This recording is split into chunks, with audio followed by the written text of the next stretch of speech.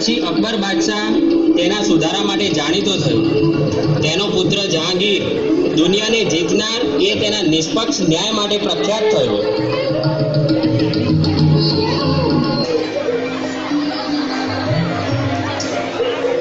સમી સાંજનો સમય હતો. સૂર્યનારાયણ વાદળામાં સંતાકુકડી રમતા હતા. નદીના નીર ખળખળ અવાજ કરતા વહેતા હતા. થોડે દૂર કિનારે બાદશાહ જહાંગીરનો મહેલ હતો. બેગમ નૂરજહાં મહેલની અટારીમાં બેઠી હતી. નૂરજહાં એટલે દુનિયાનું તેજ, અને ખરે જ એના નામ પ્રમાણે નૂરજહાં રૂપનો અંબાર ને તેજનો ભંડાર હતી. ગુણમોય એ એવી, બાદશાહને રાજકાજમાં એ મંત્રી પ્રધાન તરીકે ખૂબ જ ઉપયોગી થઈ પડતી. બાદશાહની પણ એ માનીતી હતી. એણે નદી કિનારે કંઈક ધોળા પક્ષી જેવું જોયું, અને નૂરજહાં વળી પાછી શિકારની પણ શોખીન હતી.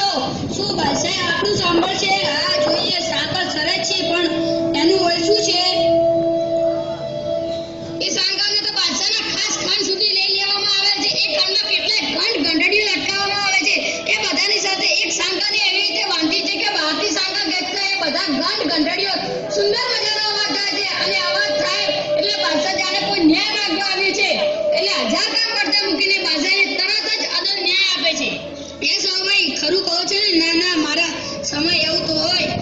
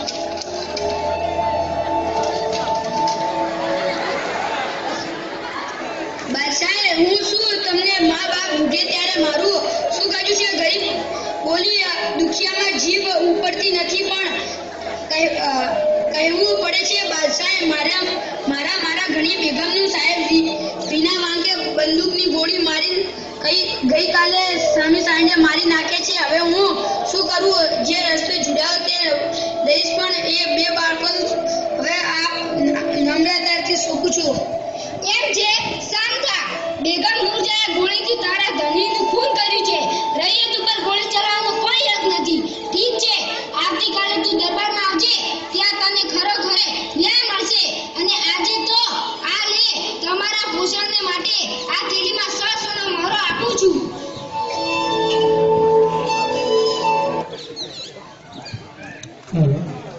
હવે ખૂન થઈ ગયું તો બીનું વાર નહીં.